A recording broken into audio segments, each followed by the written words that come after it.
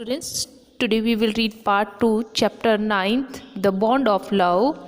In previous video, we had discussed about a bear and author's wife. In previous video, we had discussed the writer once gave the gift of a bear cub of his wife. He was then in Bengaluru. His wife was very happy to have the little animal.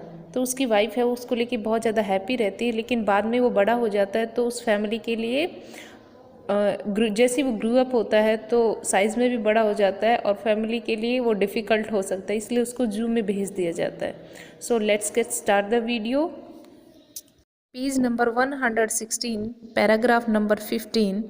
After that, friends visiting Mysore were begged to make a point of going to the zoo and seeing how Baba was getting along.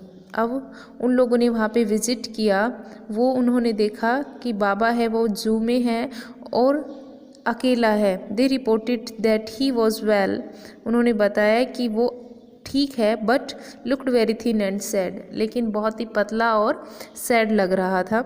All the keepers at the zoo said he was fretting. और जू में की जो देखभाल करने वाले थे वो बता रहे थे कि वो बहुत ही फ्रेटिंग है, बहुत ही सैड रहता है, टेंशन में रहता है. For 3 months I manage to restrain my wife from visiting Mysore. Restrain means control. तो ऑथर बताते हैं लगभग 3 मंथ तक तो मैंने अपनी वाइफ को समझा के रखा, मैनेज किया. Then she said one day I must see Baba. एक दिन उसने कहा कि मुझे बाबा को देखना है. Either you take me by car or I will go myself by bus or train. So I took her by car. और उसने मुझसे कहा कि या तो तुम मुझे अपनी कार से ले जाओ वरना मैं बाई बस या ट्रेन से चली जाऊंगी, इसलिए मुझे मेरी वाइफ को कार से लेकर जाना पड़ा. Friends has conjectured, it means formed an opinion by guessing that the bear would not recognize her. अब जो ऑथर थे उनके फ्रेंड्स का मानना था कि वो जो बियर है वो उसको, जो ऑथर की वाइफ है उसको नहीं पहचानेगा. I had thought so too. मैं भी यही सोच रहा था. But while she was just some yards from his kiss, Baba saw her and recognized her. अब जैसे ही दोनों ने एक दूसरे को देखा, वो नैरेटर की वाइफ यार्ड में गई तो बाबा ने भी उसको पहचान लिया और नैरेटर की वाइफ ने. He howled with happiness.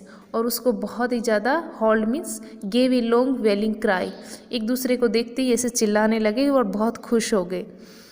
She ran up to him, patted him through the bars and he stood on his head in delight. अब वो जल्दी से दौड़ कर गई, उसको थपकी लगाई और जो बार्स थे केज के अंदर, जो लोहे की स्टिक लगी हुई थी वहाँ से, और वो भी उसने उसके प्यार से उसके सर पे थपथपी दी तो वो भी बहुत खुश हो गया. For the next 3 hours she would not leave that cage. लगभग 3 घंटे तक उसने केज को नहीं छोड़ा.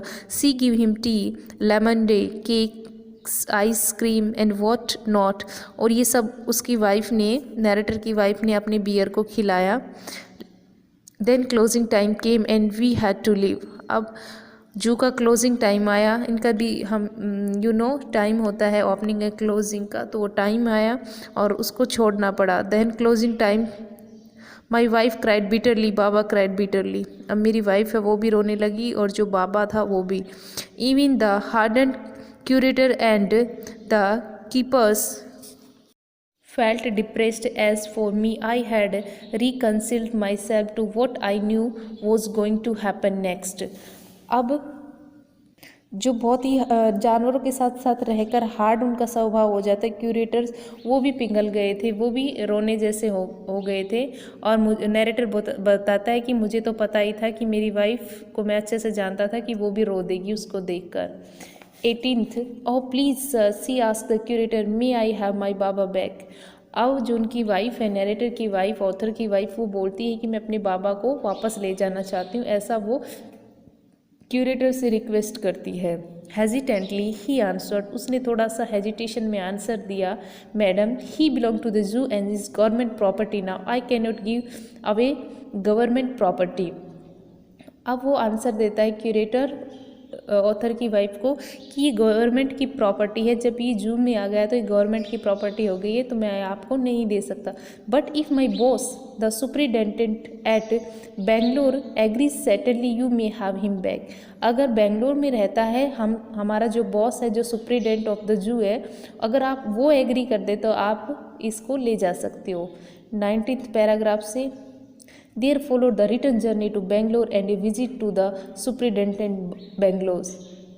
अब उन लोगों ने जल्दी से जर्नी स्टार्ट की, वो वहाँ से सुपरिटेंडेंट के बंगलो में गए। A tearful pleading Baba and I are both fretting for each other. और उसने रिक्वेस्ट की सुपरिटेंडेंट से, किसने, ऑथर की वाइफ ने, कि मैं बाबा के बिना नहीं रह सकती, हम दोनों एक दूसरे को बहुत मिस करते हैं, दोनों बहुत परेशान हैं। Will you please give him back to me, he was a kind hearted man and consented. अब उसने जैसे ही रिक्वेस्ट की कि मुझे इसको अपने साथ ले जाना है, तो वो काइंड हार्टेड पर्सन थे सुपरिटेंडेंट, तो उन्होंने भी एग्री कर दिया। Not only that but he wrote to the curator telling. और उसने ऐसा ही नहीं किया बल्कि लिख कर भी दिया। You can see in this picture for the next 3 hours she would not leave that cage. लगभग 3 घंटे तक वो इस तरह से सब खिलाती रहती थी बाबा को। Him to lend us a cage for transporting the bear to Bangalore. और ये भी लिख कर दिया कि इनके लिए ट्रांसपोर्ट की भी सुविधा की जाए बियर को ले जाने के लिए, और एक केज भी प्रोवाइड किया जाए। 20th paragraph back we went to Mysore again. अब वो वापस मैसूर आ गए, armed with the superintendent's letter. Superintendent का वो लेटर भी उनके साथ था, उसमें ये लिखा था कि इनको अलाउ कर दिया जाए वापस ले जाने के लिए। Baba was driving into small cage and hoisted on the top of the car. The cage was tied securely and slow and carefully return journey to Bangalore was accomplished. अब बाबा को अच्छी तरह से रॉप से टाइटली बांधा गया ताकि वो इधर उधर उसको कुछ हार्म ना हो जाए, और एक छोटा केज भी उनको प्रोवाइड किया गया। Once home a squad of coolies, it means बहुत सारी team, were engage for special work in our compound. अब बहुत सारे लोग जैसे ही बाबा आया तो उसको उतारने के लिए आ गए। And island was made for Baba, और वो जगह बाबा के लिए बनाई गई थी। It was 20 feet long and 15 feet wide. लगभग 20 feet लंबी थी और 15 feet चौड़ी थी। And was surrounded by a dry pit. Pit means होता है खड्डा, और मोट मीन्स होता है डीप वाइड डिच, गहरी खाई filled with water. 6 feet wide and 7 feet deep. A wooden box with once housed fowls. Fowls means होता है birds like duck, geese, etc. वहाँ पे रहते हैं। Was brought and put on the island for Baba to sleep at night. और एक ऐसे box की व्यवस्था की गई, वुडन बॉक्स, जिसमें बाबा रात को सो सके। Straw was placed inside to keep him warm and his baby. The Narlid, it means twist, stump along with his gun, the piece of bamboo, both of which had been sentimentally preserved since he had been sent away to the zoo, were put back for him to play with। और जब बाबा सोता तो उसके पास वो जो पहले ये लोग खेलते थे गन जैसा, तो वो भी उसके पास उसको खेलने के लिए रखा जाता, और बम्बू का जो पीस था वो रखा जाता।